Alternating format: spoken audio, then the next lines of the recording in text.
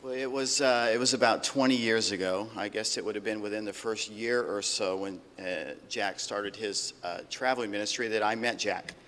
And I remember I was in a little farming community. Jack came walking in our church. And what I remember about Jack, one of the first things I remember is he'd always say, yabba, yabba, yabba, yabba, yabba. And he would say that, and that kind of stuck in my head.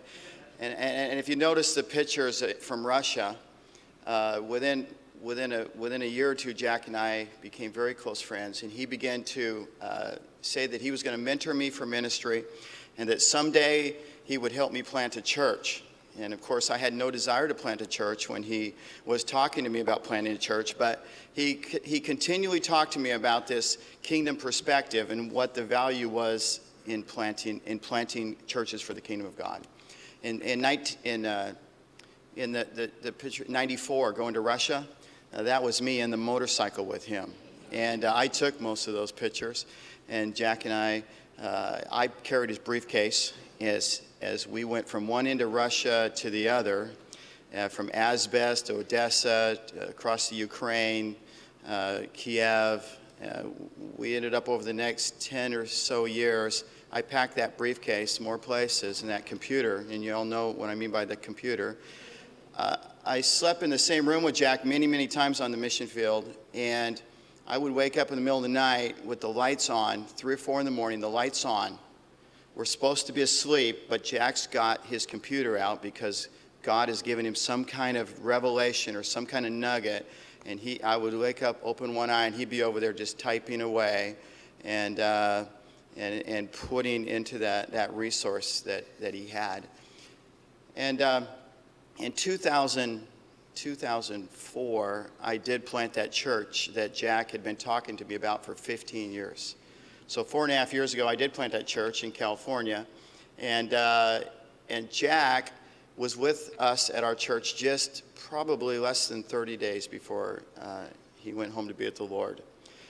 And I will never forget my last interaction with Jack. My wife and I were with Jack, and he was talking to us about on one hand it was exciting, and on the other hand it was very difficult. On one hand, I had been building this church for 4.5 years and went from 2 families to almost 700 people, to which I thought Jack would be very proud of, which he was proud of.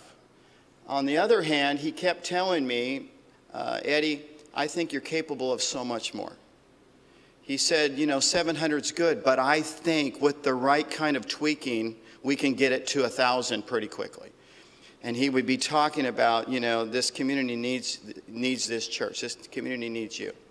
So he kept pressing it. For 3 days, he would not stop pressing me that I got to quit looking how big the church is now, but what size does God want it to be? And then he started to press me about, Eddie, someday you're going to stand before God and you're going to present back to him this church that you've built. And what do you want it to look like? And are you ready to give it back to him? And he just pressed me and pressed me and pressed me. And, this is just like, less than 2 months ago. And I dropped him as I was taking him to the airport. We were in the car, and I asked him, Jack, what do you want to present back to God? I'm thinking of all the thousands of churches that he preached in, all these pastors that he's had this influence on. And Jack said, Eddie, I'm not ready. I still need to put some finishing touches on what I present back to my Lord. He says, so I still got some work to do. He says, so I'm pressing you, but I got some work to do as well. And then the last words that Jack Whitesell said to me as I took him into the airport, he put his finger in my face and said, I may never see you again. And he said, so I am not going to waste a single word. He said, you're capable of so much more. And he said, it's time you get busy and build and do something for the kingdom of God. And you know what? I'm going to do that. And I'm going to miss Jack Whitesell. So thank you for letting me be here today.